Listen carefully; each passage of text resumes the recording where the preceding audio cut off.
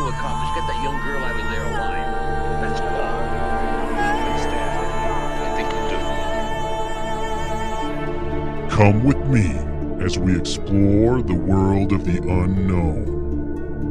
A world that most are too afraid to look into. Welcome to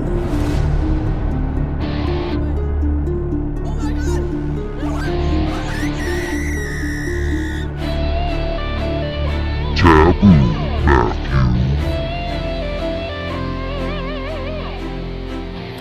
Hello, everybody, and welcome to our inaugural episode of Taboo, Matthew. I'm your host, Matt Sheets, and we are going to dive into some uncomfortable subjects. This podcast is going to be all about looking into things that piss people off, even myself sometimes, because honestly, if you're not pissing anybody off, what are you really doing with your life? Okay, this first episode is going to be about Blackrock Incorporated. Now, Blackrock is a name that's become pretty popular in the last few years. I'm sure most of you listening have heard it, but I don't think many of us really know much about them besides they're a large company and they have a lot of money. So we're going to take a look at exactly what they are and what they do and who they are, most importantly. Okay, this is my little disclaimer. So everything in this first part is things that were pretty easy to find for the most part. I mean, it was Wikipedia, it was BlackRock's own website. It didn't take a whole lot of digging. I think you'll be able to tell some of the more seedy details. I actually had to, watch videos, listen to podcasts, do a little bit of my own research, which I think, as most of us know, is the only way to really get close to the truth nowadays, because you have to wade through a pile of shit to get anywhere near the truth. So this first part is going to be all things that were put online as fact. Obviously, I can't speak to the validity of them, but I'm going to present them as they were presented to me as fact. And just remember that this is for entertainment purposes only.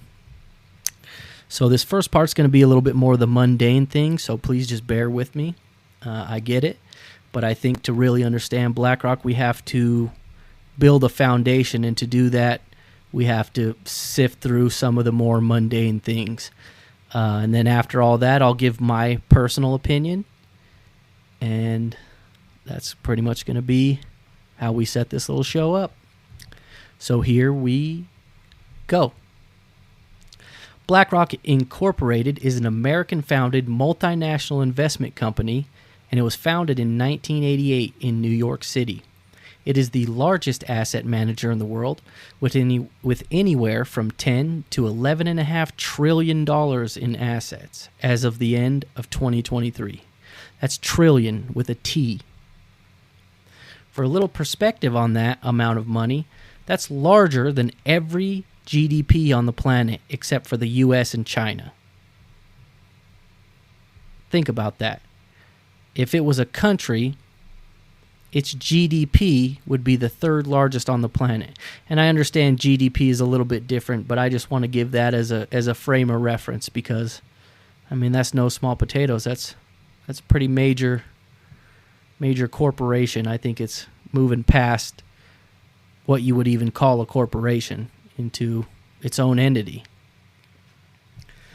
Now, an investment company is a corporation that pools the money of its clients in order to invest in securities like stocks, bonds, and commodities. BlackRock seems to specialize in investing in publicly traded companies, single-family homes, and critical infrastructure assets like pipelines and electrical utilities. Now, let that sink in. This is a large corporation that specializes in investing in single-family homes and critical infrastructure assets like pipelines. And that's not just here in America, that's all around the world. BlackRock was founded by Larry Fink, Robert S. Capito, Susan Wagner, Barbara Novick, Ben Golub, Hugh Frater, Ralph Schlosstein, and Keith Anderson. It's been run by Larry Fink as chairman and CEO since its inception. Now, it was actually started by another investment company called Blackstone Incorporated.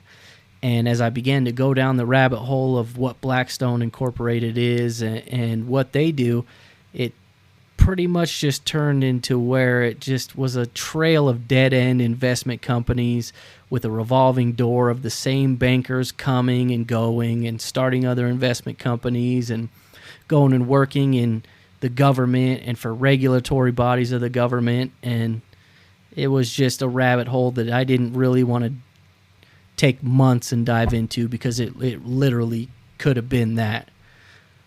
There is one very noteworthy thing I found out about Blackstone, and we'll discuss that a little bit later.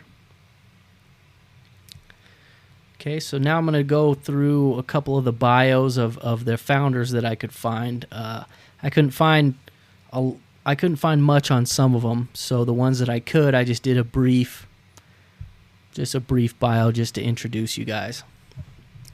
Lawrence Douglas Fink, or Larry as he's affectionately referred to, was born on November 2nd, 1952. He was raised in Van Nuys, California in a Jewish family. He earned a bachelor's in political science and a master's in real estate from UCLA before beginning his investment banking career at First Boston in 1976. He is currently the CEO and chairman at Blackrock. Obviously. Politically, Fink is a Democrat, and he's a huge proponent of the climate change agenda. I mean, he's pushing that thing on people that don't even want to be with it. It seems like he's very passionate about it, I guess. He sits on the boards of the Council of Foreign Relations as well as the World Economic Forum. He is also on the board of trustees for New York University as well as a trustee for the Boys and Girls Club of New York. Now, I couldn't confirm this because every web page that I could find about it had been taken down. But I found a few references that claim that he was a dual citizen of the U.S. and Israel. According to Forbes, his estimated net worth is around $1.2 billion, and he resides on a large farm near North Salem, New York, that supposedly just keeps getting bigger and bigger somehow. Robert Stephen Capito was born February 8, 1957 in Monticello, New York, and raised in a Jewish family.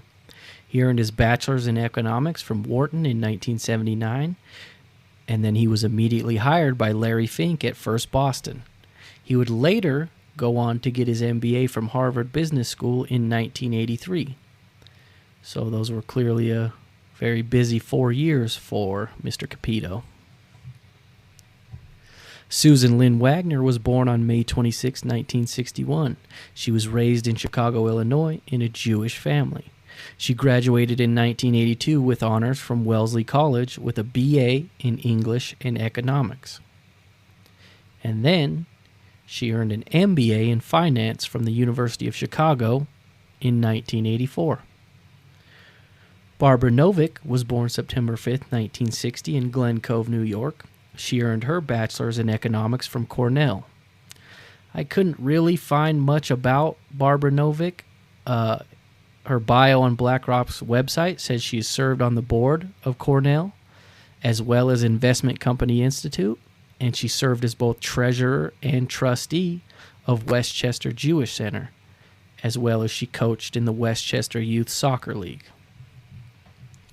Now that's all for the bios. I came upon an article that was published on admiralmarkets.com. It was published on September 5th, 2024, and it listed the main shareholders of BlackRock. So I'm just going to run down the top 5 for you guys real quick. Coming in at number 1, Vanguard Group with 8.87%. Number 2 is BlackRock itself. It is the second main shareholder of itself with 6.46%. State Street is going to come in at number 3 with 3.98%. Bank America at number 4 with 3.49%. And then we have Temasek Holdings rounding out our top 5 with 3.44%. Now, as you can tell, those are the main shareholders. which makes it a little confusing to really understand who owns BlackRock, but I think that's kind of the point.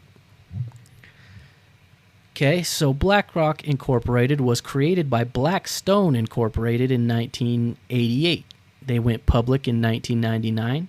They bought State Street in 2004, and then they acquired Merrill Lynch in 2006. Now, I read some things that said they acquired Merrill Lynch in 2006. I read some things that said they merged with Merrill Lynch in 2006. I mean, form your own opinion on that one, I guess. Now, BlackRock really took off in the financial crash of 2008. Many banks, as well as the U.S. government and Federal Reserve, actually looked to BlackRock and Larry Fink in particular to help sort out the aftermath of the financial crash. In 2019, when Joe Biden was contemplating running against Donald Trump, he went to visit Larry Fink and asked for support before throwing his hat in the ring. Now, in a very ironic twist, Larry was said to have told Joe Biden, "I'm here to help." You know, the old adage, I'm with the government, I'm here to help. I just thought that was kind of funny that he was purported to give old Joe the switcheroo. Now, on August 22nd, 2019, Fink officially joined Klaus Schwab as a member of the WEF Board of Trustees, the World Economic Forum. This same exact day, the annual Jackson Hole Economic Symposium, a meeting of central bankers, economists, policymakers, these characters, they met to discuss the financial revolution. This discussion about this revolution was laid out a week earlier in a paper written by BlackRock. They had decided that after years of quantitative easing, they needed to go a new route.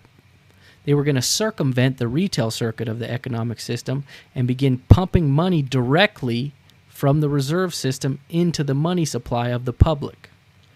To do this, they would need the monetary policy to be exhausted and fiscal policy to no longer be enough. So they needed a major issue with the financial system that was currently in use. To really understand this, you need to know that there are two circuits of our monetary system. You have the retail circuit, which is the currency that businesses and everyday people like you and me use for transactions. You go buy a soda at the store, you buy a house, you buy a car. This is all part of the retail circuit. Then you have the wholesale or reserve circuit, where you have the deposits that the banks keep at central banks, such as the Federal Reserve. Now, in September of 2019, right before the big pandemic, Federal Reserve money was pumped right into the retail circuit, right past the banks and right into me and your pockets. Then in March of 2020, the Federal Reserve came to BlackRock to manage its bailout programs. Right? It needed bailout programs for the financial problems that it was having. Obviously, BlackRock, according to their paper, were looking for said problems to come to fruition so they could try this new financial revolution. Now, some say this enabled BlackRock to have access to taxpayer money through the government. They were then said to use this taxpayer money to bail out some of the assets that it had somehow financially put in jeopardy. The biggest example of this being iShares. Oddly enough, iShares is one of the biggest investors in weapon manufacturers. Just a quick side note. Don't know if that has any relevance, but thought I'd throw it in. At the end of 2023, iShares was said to oversee over $1 trillion in assets in 2023, just 3 years after it had been bailed out by BlackRock. Weird. The CARES Act that was passed on March 25th, 2020 and signed into law 2 days later set aside $454 billion of taxpayer money to eat the losses in these bailout programs set up by the Federal Reserve.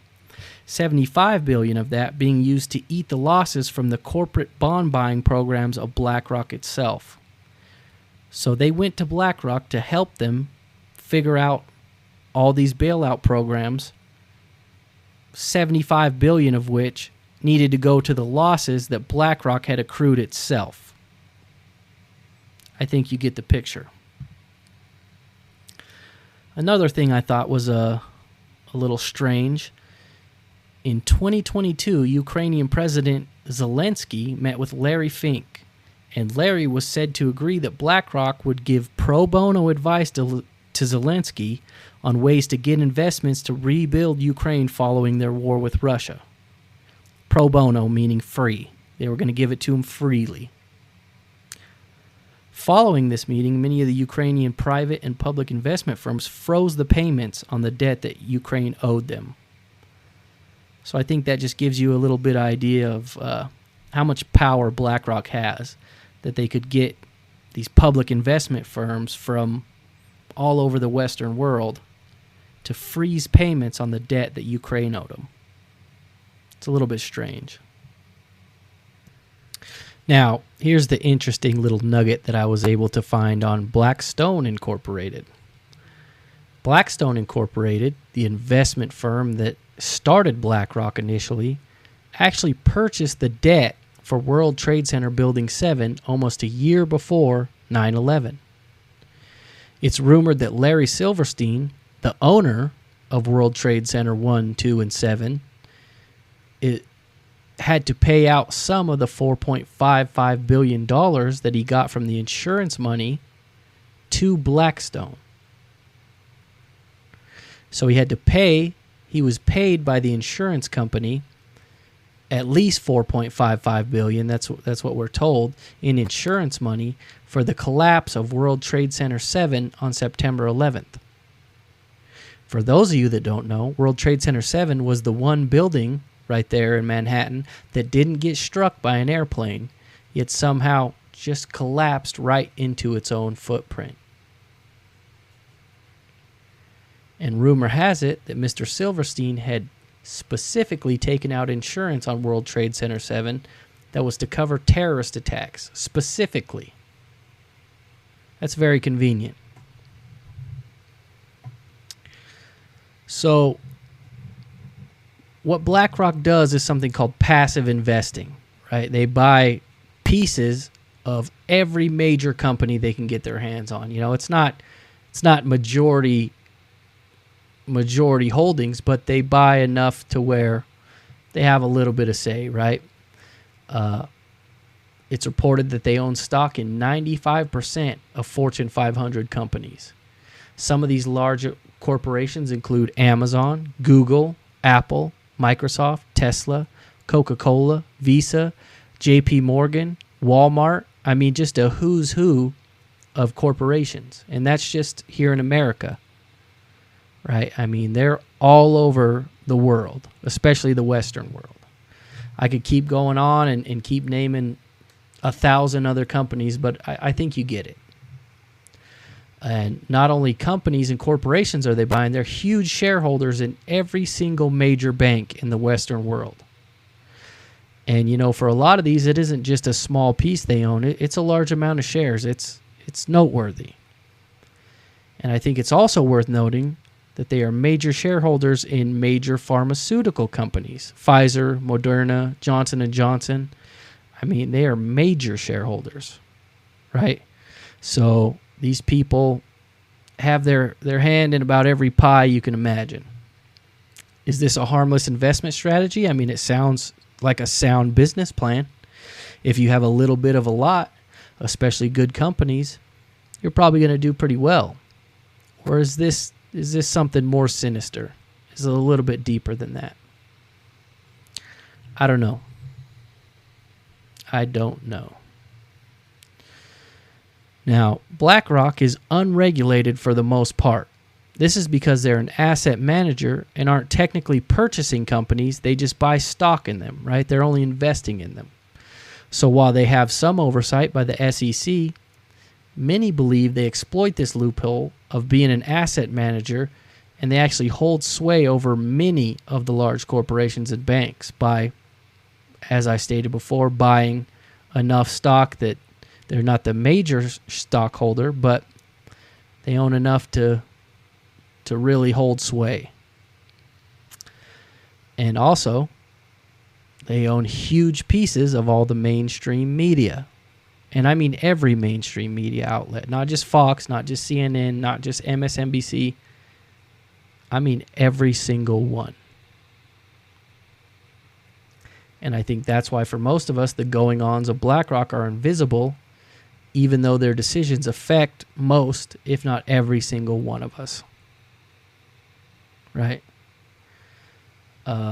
I think a lot of us have seen the video of Larry Fink online. I mean, it's everywhere. And he's talking about forcing behaviors and how they're going to, basically use their money to force these DEI initiatives, these diversity, equity, inclusivity. All these things that we see labeled as woke these days. Larry Fink's really for it, as I mentioned before, the climate change, the diversity. And there's a video where he basically says as much, says that they're going to force people to do what he wants. Now, obviously, that's just my take on it. But for those of us that haven't seen it, I really suggest you look it up and come to your own conclusion. Now, that's basically it for what I would see as the facts that I could find. I mean, I think that gives us a general outlook on who they are and what they do. So now we're going to go into my opinion on BlackRock and the things that they do. Now remember, this is just my humble opinion. I don't know shit. I'm just a simple podcaster from Idaho. If it ain't potatoes, what the fuck do I know? But here it is. BlackRock to me is clearly it's a revolving door of central bankers. I mean, it's throughout their business structure around the world. In Ukraine, in Britain, in America. I mean, everywhere. I mean, I think they even are doing quite a bit of business in like China and Russia, right? You see their members show up repeatedly in every Democratic president's staff since Obama, right? Obviously, that's just Obama and Biden, but I mean, they're deep in there. They're a big part of it. And then once they leave that staff, they just go right back to BlackRock somewhere out in the world. And don't get it confused. They're major players in both the Democratic and Republican parties, right? They're just little puppet masters pushing the woke agenda for their masters on the Democratic side. But if it makes money and it behooves them, they're going to push the Republican agenda, right? It's excuse me. It's all the same bird, right wing, left wing. I mean, that bird's mounted on top of us, just giving it to us. They own a lot of capital, yes, or they manage a lot of capital, however you want to say it. But honestly, I mean, I think they're probably just a moving front for some of the bigger guys. Once they no longer serve their masters, I think they dispose of them real quick.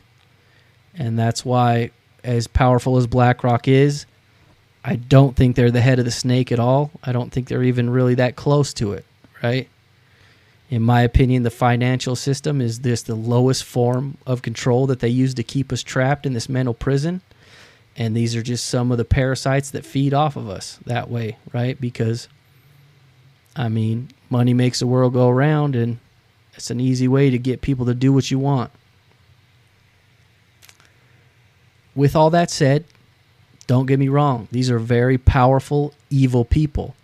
And in my opinion, they serve entities that hate humans. They hate mankind. And that's why they try to keep us underfoot. Also, I think they're a very major reason that the housing prices have become so high here in America. They buy up as much residential properties as they can. They drive up the prices.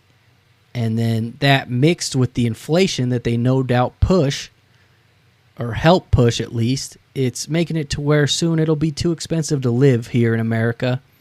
And, I mean, anywhere else they can get their little hooks in, right? They're really trying to control the financial system, and they're pretty damn good at it. And they've escaped notice for a long time. I think it's time we start noticing, and from what I can see, a lot of people are. You have these unelected people who are dictating our economic system. Think about that. The USA was founded on principles of the people, of the government for the people, the economic system for the people. I think we're way past that. I think BlackRock is a huge indication of that. That ever since the Federal Reserve was passed in 1913, they've been pushing to where these central bankers can, just do what they want. And that's what they do. They get richer and they take more and more to where us on the bottom, we have less and less. That's why you see so many homeless. That's why you see so many people that work 40 hours a week and can't really afford to live comfortably anymore, right? They have to live with family. It is what it is, right? There's a solution, but I don't think it's what we've been told it is. Because remember, none of this would be possible without the consent of the people that we elect. These people in the government cabinets, they leave office and they go right to the boards of these companies, these BlackRocks, these iShares, all of them. So they're getting paid after the fact, before the fact, and most likely during, right? These guys aren't just falling into this job afterwards. Like, they're in cahoots. In the words of the late, great George Carlin, it's a big club, and you ain't in it. Now, I personally think that democracy is a joke, right? But I think it's clear to anyone who wants to look that the people who really control what matters are not elected and never have been. And they're not beholden to the people that are elected. The same things go on regardless of who we put in the White House, of who we put in the House of Representatives, in the Senate. It doesn't matter. It's all the same things. Now, they make these decisions and they greatly impact our lives and the lives of our children. And these decisions that are being made today are going to affect not just our children, but their children. And that's all because these people just decided that they can. I think we really need to think about that. These people, they want to make money off of everything. They want to tax carbon, right? And that carbon is you and your loved ones. I think it's clear they had a huge hand in the 2008 financial crash, and they used that to buy up as many assets as they could for as cheap as they could. In fact, in the 1980s, when Fink was working for First Boston, he created his first collateralized mortgage obligation, which seemed to be the foundation for the subprime mortgage market, which, as some of us know, it was the main cause of the 2008 collapse. They conveniently were beginning their pumping of money into the retail circuit, which caused the massive inflation that we see now, right about the time that the pandemic started. It's convenient. I don't think that's happenstance. That's me personally. These people are taking our money. They're using it to cover their losses when their gambles don't pan out. And why wouldn't they? They have no accountability. We don't hold them accountable. The people who we elect don't hold them accountable. This is clearly a parasite class. And they're addicted to gambling. And they're gambling enough money to change the lives of every person on this planet. But instead of using it for good, they want to gamble with it. They just want more power. They want more and more and more. It's never enough, right? Our suffering is a bargaining chip for them. It's a poker chip to flip to the dealer and let it ride. Most of these people, they hold dual or multi-citizenships. They see America as a golden calf, right? And they're the blood-sucking flies that just can't get enough. And then when we fall and die, they just fly on back to their homes because they don't need allegiance here. They have as many homes as they need.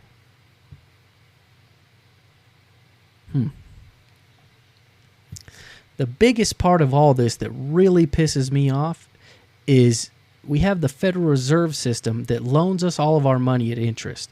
When our elected officials in the government pass a bill that allocates money somewhere, that's all money that they get from the Federal Reserve, and the Federal Reserve loans that to us at interest. So when they pass a bill to set aside $450 billion that comes from us and goes right into the pockets of the sleazy bankers that created the problem that they need bailed out from, that money is loaned at interest. So we have men and women, and I use those terms very loosely, of course, and they work for or affiliated with the Federal Reserve. Then they go crash the banks, gambling with our money that isn't theirs, and then they get bailed out scot-free with money that we have to pay back to the Federal Reserve at interest. So it's our money and then some, right? So they're not just gambling away our money, they're gambling away our money and then some. And it's getting to the point that this is being passed down to our children and our children's children. I mean, if we make it that far, we're really setting our kids up for a terrible world. If this is the world you want to pass on to your kids, a world of debt and perpetual slavery, well, then you're right where you belong, my friends. So, after the research I've done for the past 2 or 3 weeks, like I stated earlier, you can't ever really track down who owns Blackrock, right? It's owned by this guy. Larry Fink has a little piece, Barbara has a little piece, John Doe has a little piece, whatever. But the main shareholders are these other investment firms, right? And State Street, Blackrock, you can kind of track down who's running them or who owns them or whatever. But there's one that is not publicly traded. So you can't really see anything that has to do with them. And that is Vanguard. I think the key to all this is Vanguard. If we want to put names and faces to these companies, Vanguard is the place that we really, if we could figure out who was in charge of that, I think it would go a long way. In my opinion, Blackrock is the Ouroboros, right? It's a snake eating its own tail. Snake eating its own tail. You can never track down the head because it just leads right back to the ass, right? That's what they want. I don't think this is their first go. I think this is all handed down from this Phoenician Canaanite system of banking that's been used to enslave us for thousands of years, at least, since we're told when history started, when the memory of man seems to begin. And they get us to consent to our own financial enslavement. I mean, that's the magic. Some call it Babylonian money magic. I think it's more Phoenician Canaanite. But that's semantics at this point. Whatever it is, they're very good at getting us to consent to them ruling over us with this financial system. And that's just one of the systems that they do it with.